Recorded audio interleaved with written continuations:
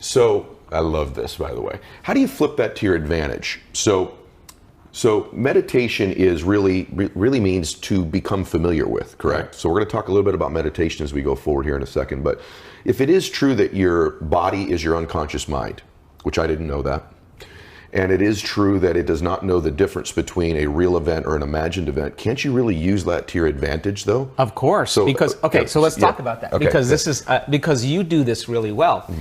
Because most people are waiting for their life to change, so they can feel gratitude, to feel abundance, to feel whole. You know, that's the old model of cause and effect, you know. So if you're living with emptiness, you're living with lack, you're living with pain, most people have been conditioned that something out there has to take away this emptiness or feeling inside of them. But if you believe that you're creating your life and you're living by lack, well, lack isn't going to create abundance, right? So then it makes sense then that you don't really actually create wealth, you generate wealth, you generate abundance. So the moment you start teaching your body emotionally what that future is going to feel like before it's made manifest, well, your body, as the unconscious mind, believes it's living in that future in the present moment. Now, it's a scientific fact that it's the environment that signals the gene, okay?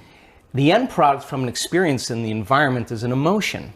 So when you begin to embrace an elevated emotion, you're beginning to signal the gene ahead of the environment. What's the importance of that?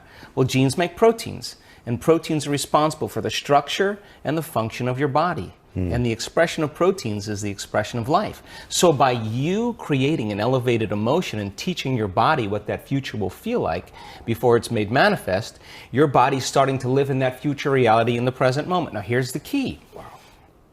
If you were able to become familiar with gratitude, become familiar with wholeness, become familiar with abundance, to become familiar with freedom, and you're able to generate those chemicals every single day, more than likely you would be walking around feeling like your future has already happened, and you would no longer be looking for it to happen. You would already feel like it has happened. Now, what is the importance of that? Well, you're literally becoming somebody else. So you're leaving your lack, you're leaving your guilt, you're leaving your emptiness behind.